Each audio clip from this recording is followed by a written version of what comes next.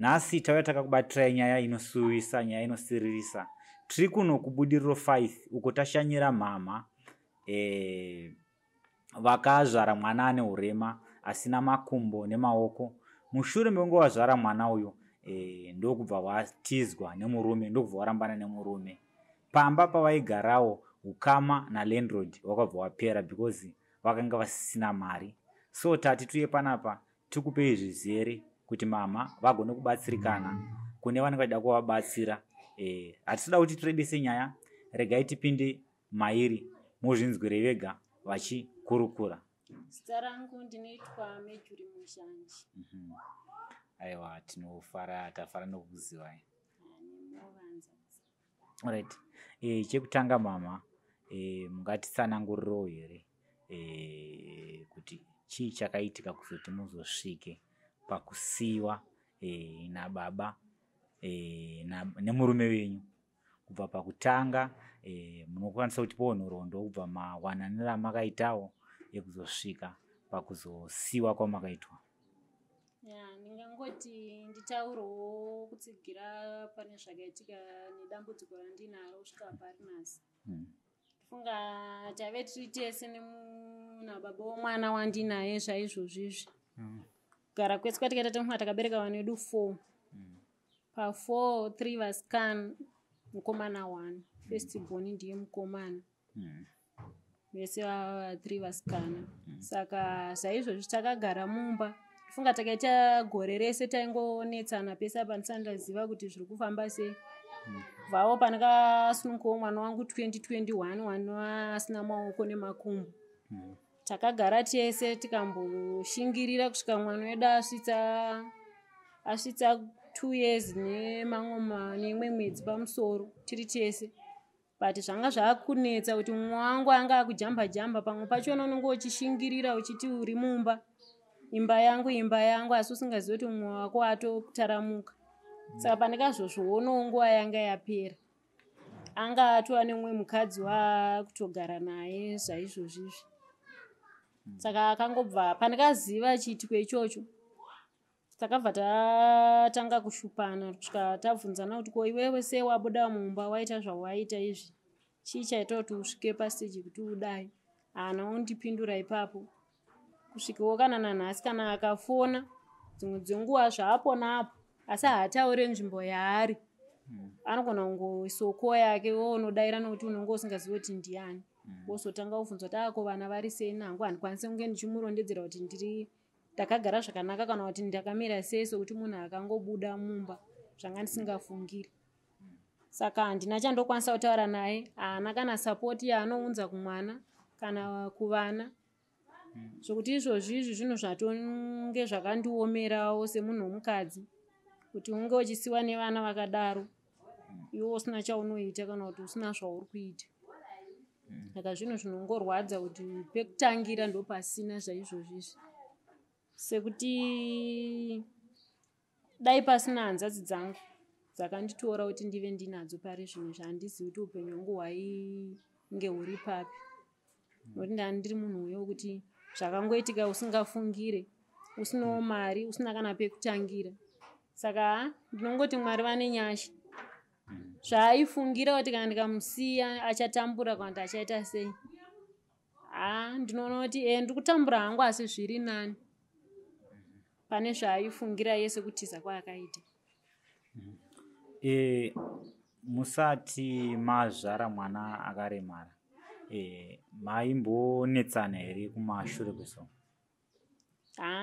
Ngoti tainetsana hedu but zvinhu zvaigadzirisika sekuti imba hapana imba isina noise.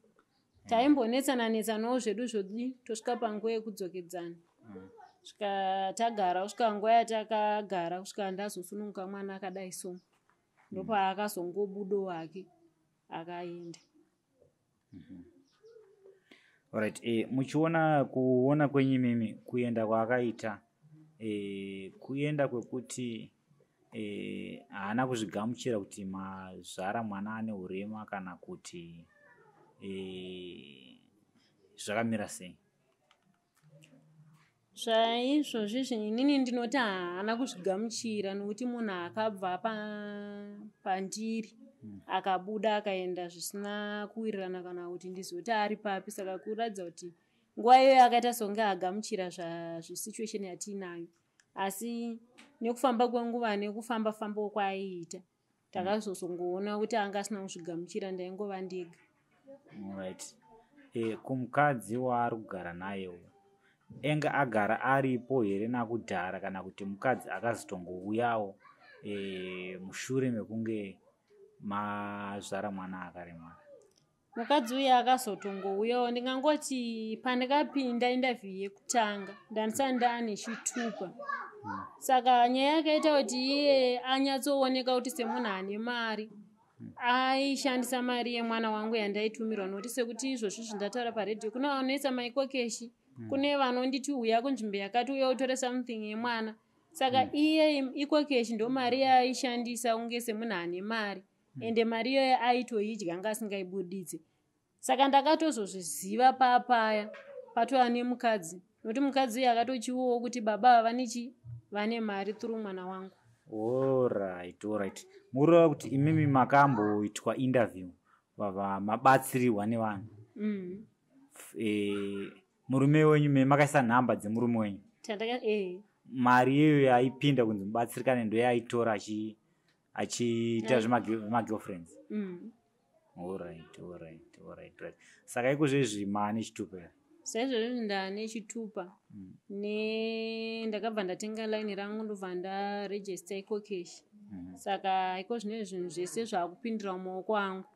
Alright. Ko imimi chaiita kuti mutadze kuva nechitupa sei munenge akura kudaro? Ndingadai ndakachitora kare, asi kuti pane zvaingovhiringika pachitupa ipapo kuti zvinge zvichibuda, saka ndaingotenderedzwa.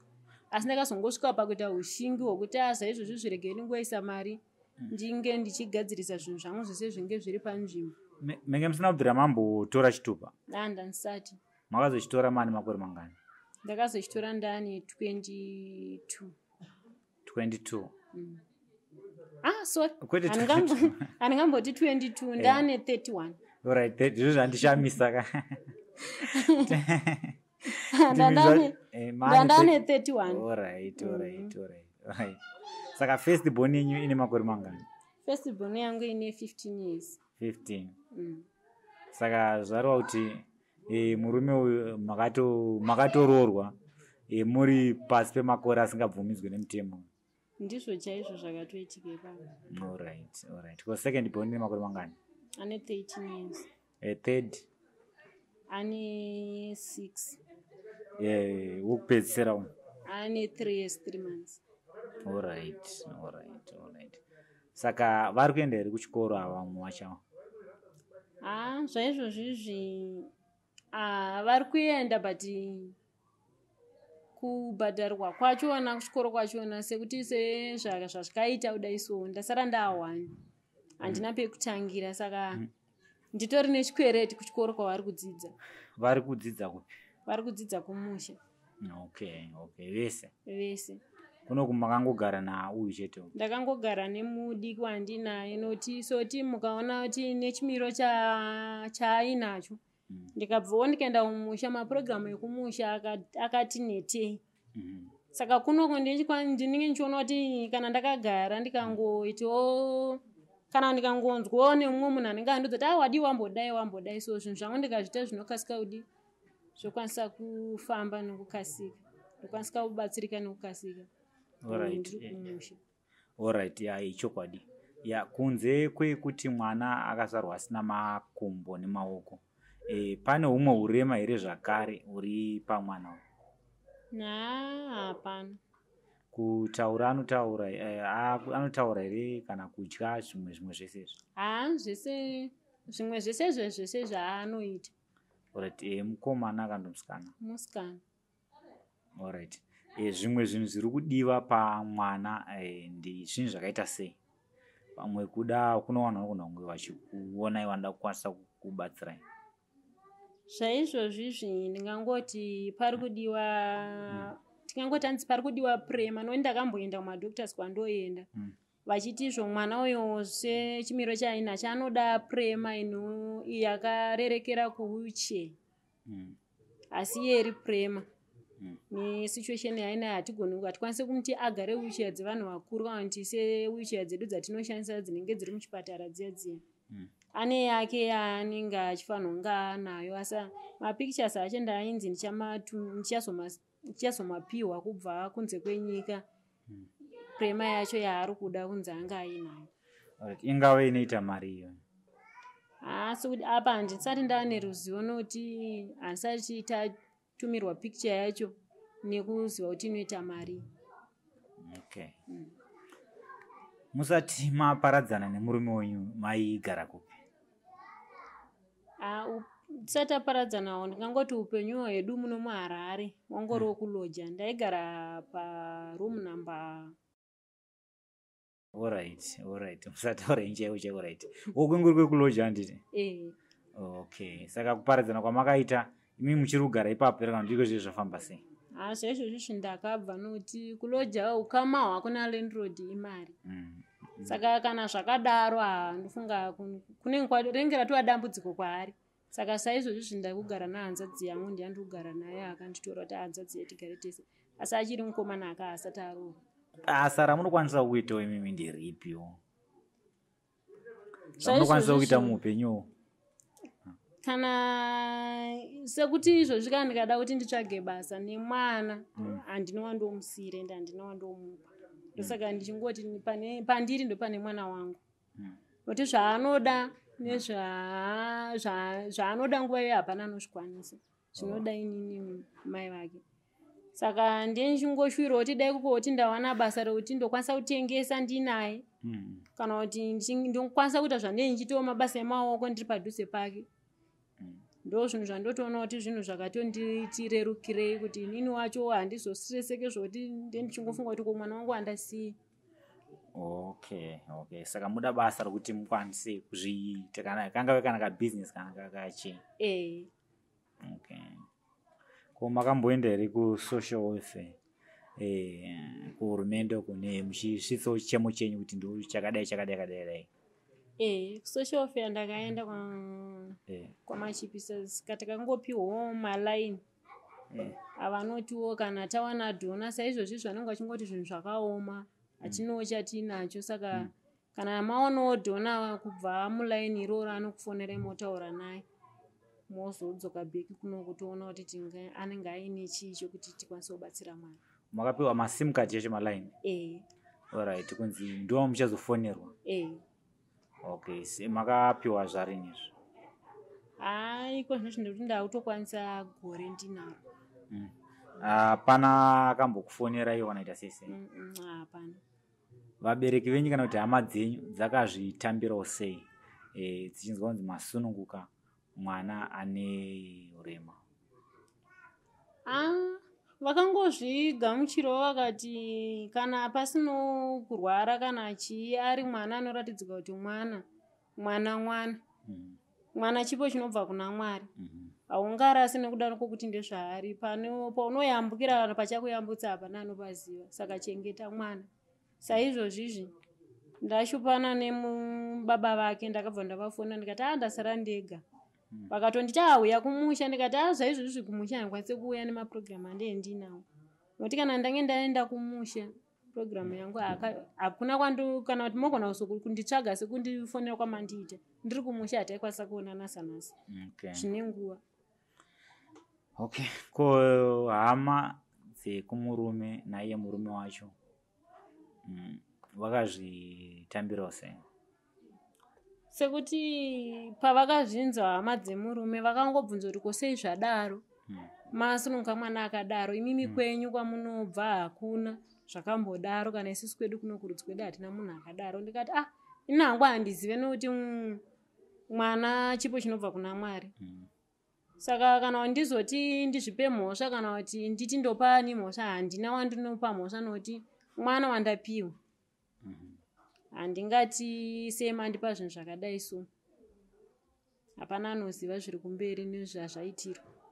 Okay. Yasvika zvino nguva mama yekuti mupe vatari phone number dzenyu kana dziri paEcoCash inbox kuitira kuti kana pane arida kukubatsirai akwanise kukubatai imimi vachikubatsirai. Munobva mawapo zvakare nezita renyu. Alright. Phone number dzangu kuna vanenge vaida kundibatsira 077 87 12 78 1 077 87 12 78 1. Dzine EcoCash. Kuna vanenge vaida kundibatsira vanongondibata panhamba iyoyo. Panobuda zita rakanzi kudii? Panobuda zita rakanzi Mejuri Mushanji. Alright. Muri yeZimbabwe kuna vanenge vaida kubatsirana nehanzvadzi yedu. Ndofunga nhamba ndodzataisa pascreen idzo. Munovabata mukurukura nawo, motaura nawo. Handitika anokuoneka nemufaro ndiManasi Manoka Chibanda. Pari zvino ndoti chisare zvakanaka.